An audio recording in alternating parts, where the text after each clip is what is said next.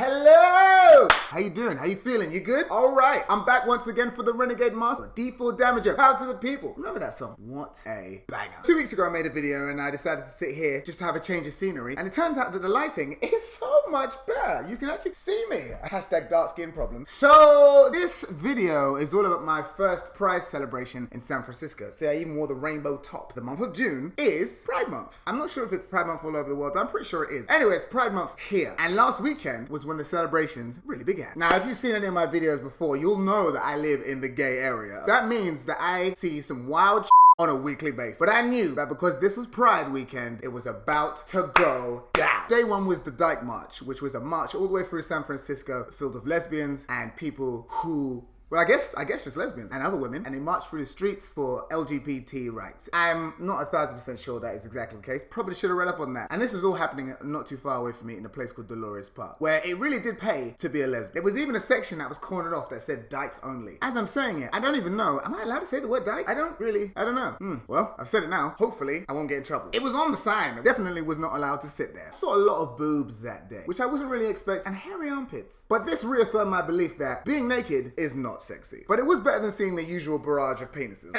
You know? And we found out that you can only march if you're a dyke or lesbian. Can I say the word dyke? I'm saying it anyway. Should I bleep it? Maybe I should bleep it. Okay, I'll bleep it from now. I'm not gonna bleep it. That's too much work. Which I was fine with, because I didn't even want to march anyway. Yeah, that's right. I didn't want to be involved. Take a march. Would have been nice to be included though. To be honest, kind of just wanted to get my steps up on my old Fitbit. I'm having a competition with my mother-in-law and she's beating me at the moment. She is just trash talking me and quite frankly, I'm not having it. I'm not having it anymore. This isn't over, Gail, okay? I'm coming for you. So because we didn't march, we pretty much stayed in the park and just had a few drinks and yada yada yada. Now day two, that was the main day. And it was pretty much like Notting Hill Carnival, except for less people pissing in the streets and getting stabbed. Oh, come on. You know it is not that safe. They cornered off a part of town and they had different stages, including the urban gays, the Asian gays, and a whole bunch of other denomination of gay, which I don't really have time to get into right now. And there was some cool stuff happening. And then we found Leather Alley. That's when things got wild. It was cornered off so no one could see it. Like a blue sheet that was covering this whole place. And we were like, well, you know, we won't do anything else. This sounds interesting. Let's go in. And as we were queuing up, all I could hear was,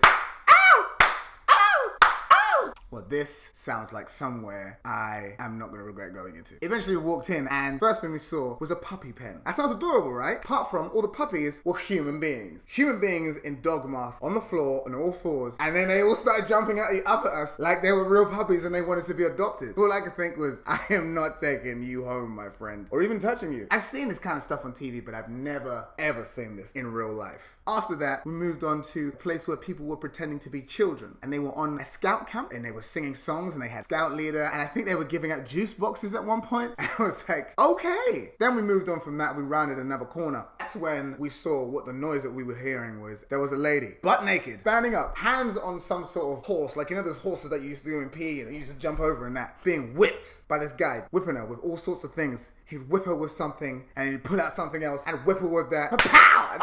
Oh! Her bum was red and welting. I think it was bleeding as well. And she was just taking it. Yeah, that was pretty disturbing, I have to say, because she was just firming it. I can't even talk about this anymore. My bum hurts just thinking about it. And then some guy walked up to me and was like, yeah, she's really gonna like that when she sits down. No, she's not gonna be able to sit down for weeks. I saw women getting their breasts whipped. There was also an old man who was whipping someone who was chained up to, I don't know what any of this stuff is called. He was chained up to it. It was like a cross and he was held up like that and he was wearing a gimp mask. He looked like a BDSM Jesus Christ and there was an old man whipping him. And this old man looked like he was about to keel over. He was just like, And I was like, come on, man, put your back into it. Oh no, I'm getting too involved in this. I actually want to see this guy get whipped. Okay, maybe it's time to leave. But before I left, I decided to have a look at the stand where you could go in there yourself and just see what it was like to be whipped. Now, I decided that I wasn't gonna do that. I've been whipped before. I'm a stag do, I got whipped by a stripper and it was not fun, it was not cool, and it was in front of a whole bunch of people. I think the less said about that, the better.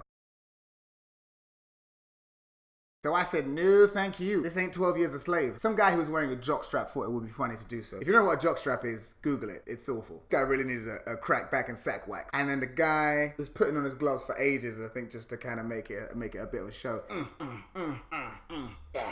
This is terrifying. And then he got the bats, and then he was just And everyone in the crowd was just, ooh. After all that filth, we decided to go and do some more exploring. And it was really fun. You see the colors and the costumes. We saw dances, parades, drag queen, a homeless woman with no arm and her breasts just exposed. They were just flopping around. Ugh. Gross. Wigs, heels, line dancing, gimp marks, hot pants, glitter. Oh, so much glitter. And even mermaids. Yes, we saw mermaids. Or mermen. Then we decided to hit up the main stage and we got there just at the right time. There were men and women on stage voguing. Now, I don't know if you've ever seen voguing before. It's fierce, honey. I used to watch a lot of RuPaul's Drag Race when I was younger. And you know what? I don't even feel ashamed. Lip sync for your life. I also think the men who were doing this dance were actually better than the women. And they were all wearing like 6-inch stilettos and bikinis and like leather outfits. Like, I've seen a lot of girls wearing heels, but none of them have ever moved like these guys moved. Just drunk girls tripping outside chip shops. So yeah, in a nutshell, that was pretty much my pride in San Francisco. Thank you for watching. Don't forget to share the video, like the video, tell your friends about the video. Thank you for coming back. Thank you for being loyal. And if you're a first-time viewer, hope you enjoyed it. Also, next week I'm hosting my first ever night in San Francisco. It's called Tuesdays, and it starts at 8 o'clock, and it's at Wish Bar on July the 3rd. If you're in San Francisco, I'll see you there.